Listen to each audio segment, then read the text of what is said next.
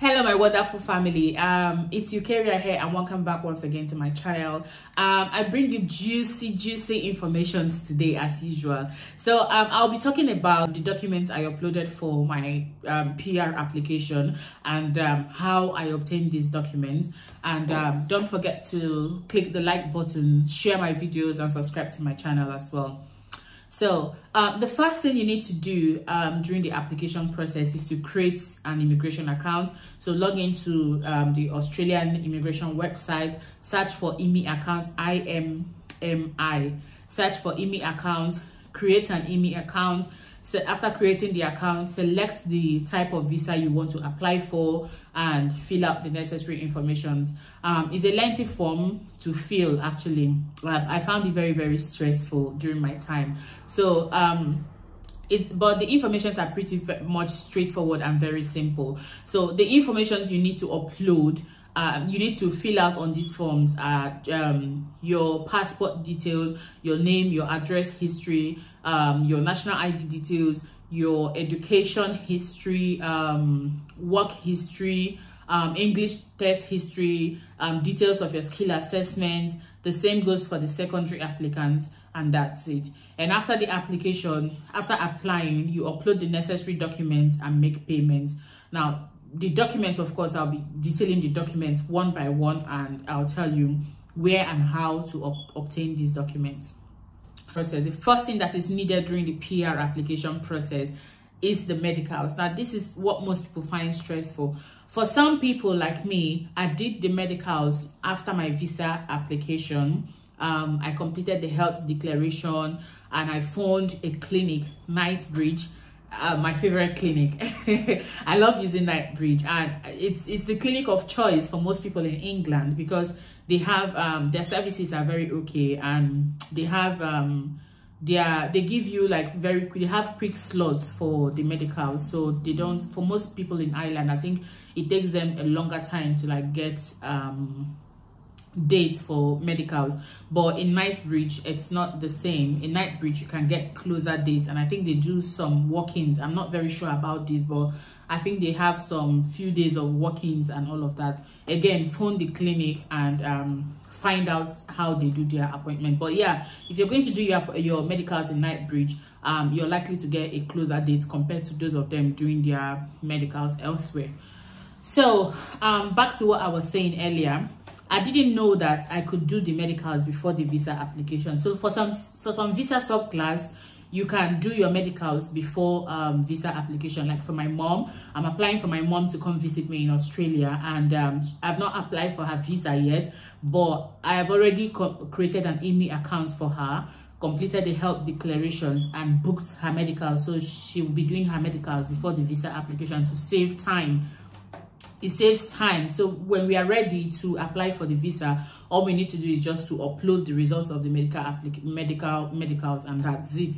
So if you are applying for certain subclass like 190, 600, 189, you may be eligible to complete medicals before the actual visa application. I think it's valid for a period of 6 months. I'm not so sure. And then it can be extended for another 6 months, which is 1 year. So there's like a 1 year validity period. Again, these informations can be found on the Australian immigration website. So help yourself, go to the Australian immigration website and read about it. But for the 186 visa subclass, I'm not sure if people applying for 186 PR are allowed to complete the medicals before the actual visa application. So that's that. First thing you need is the medicals. This can either be done before or after visa application. Again, that comes the next question: what are required? What are the tests that are required during the medicals? First thing is physical examination. So everyone will go through a physical examination, and if you're going to be working in the health sector, then you need more extensive tests like hepatitis B, hepatitis C, and another test is the tuberculosis test. That's the IGRA quantiferon test, and a chest X-ray, urinalysis, and that's basically it. So for the urinalysis, I would advise people drink loads of water before this test. Drink loads of water. You are given an opportunity to provide urine twice. So if they do the first test and it's not clear, you are allowed to do the test to give them another urine sample. And if it's not clear at this point, they will need to do like carry out more extensive tests, and they may need to take a blood sample for this. And I think a HIV test is needed as well. I can't recall, I'm not really sure about this, but again, these informations can be found on the Australian immigration website. So if you're going for your medicals, make sure you drink water and pee out the concentrated urine, as I call it, then give them a very good urine sample and you're good to go. The second document that is needed is the skill assessment. So you need to upload your skill assessment certificate to prove that you've had a positive skill assessment. And then the third document that is needed will be the registration certificate that was issued to you by AFRA to prove that you're actually a registered nurse in Australia and you are registered to practice in the category that you've stated on your application. Another document that is needed is your passport. So all applicants will need to upload their passport. And after that, all applicants will need to upload a polio certificate. Now, this polio certificate can be confusing for many people, and most people go as far as getting yellow fever vaccination card. You don't need this. Go walk into any travel clinic. It could be Boots, it could be Superdrug, it could be any travel clinic at all in the UK or wherever country that you find yourself, or maybe the health centers. You can even book appointments with your GP.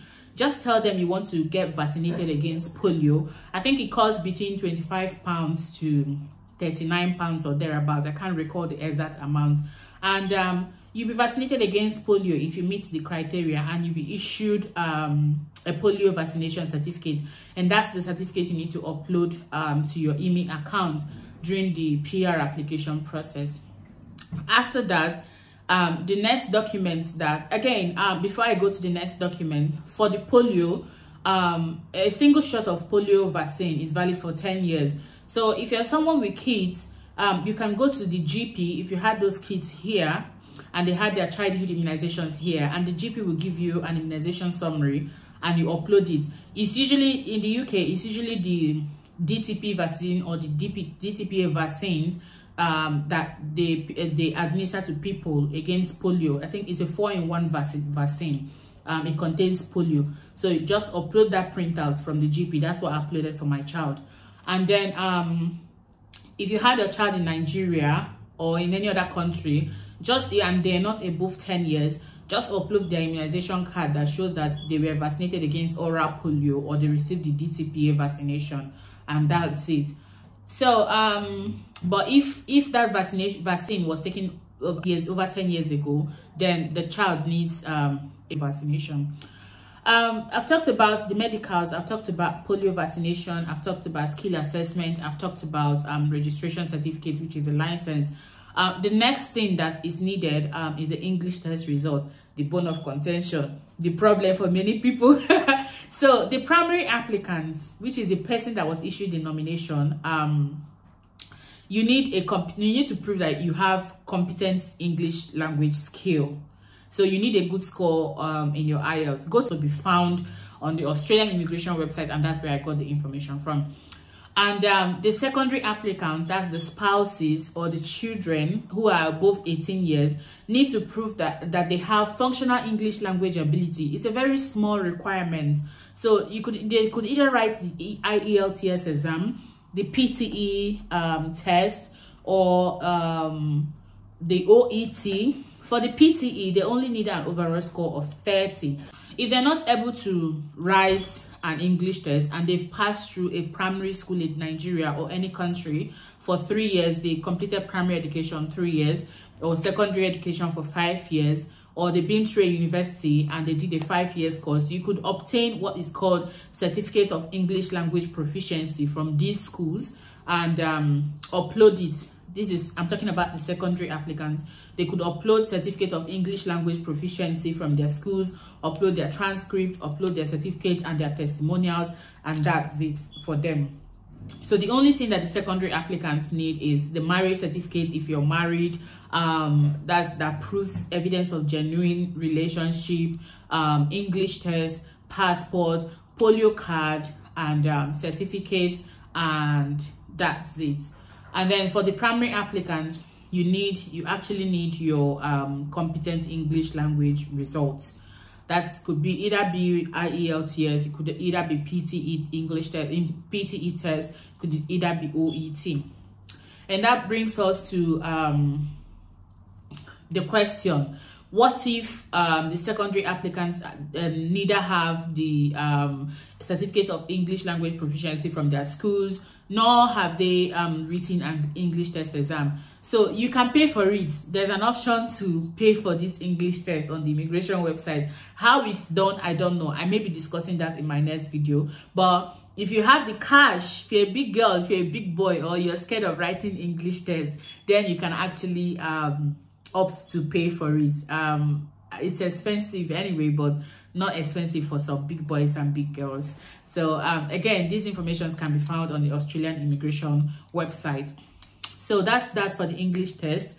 The next thing that needs to be uploaded for the primary applicants will be references. So for me, I uploaded the same reference letters I used during my skill assessment with ANMAC. So if you can upload, if you still have these references and they're still within a period of 3 years, then you need to upload these reference letters. But if they're more than 3 years, then you have to obtain a new reference letters from your current and your previous places of work. And for the primary applicants, again, you need to upload your nomination letter that was issued to you by either your employer or whomever. If it's 190 or 189 visa, you need to upload your employment contract letter. You need to upload your position description. I think in Australia they issue you a detailed letter containing position description. That's, they describe the work you're going to be doing, what it entails, who you're going to be reporting to, and all of that, just the requirements for the job. Upload it.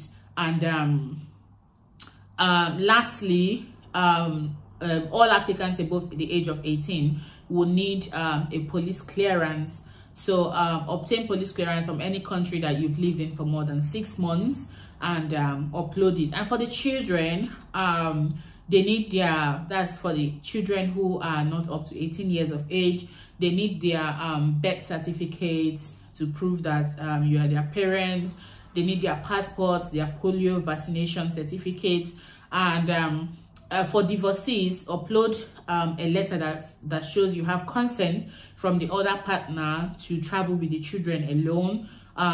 Or for widows and widowers, upload death certificates or whatever certificate shows that you have consent to travel with these children if you're traveling alone. So I don't think that I'm missing out on anything. I think this is basically everything you need to apply for your permanent residency on whatever subclass that you're applying for.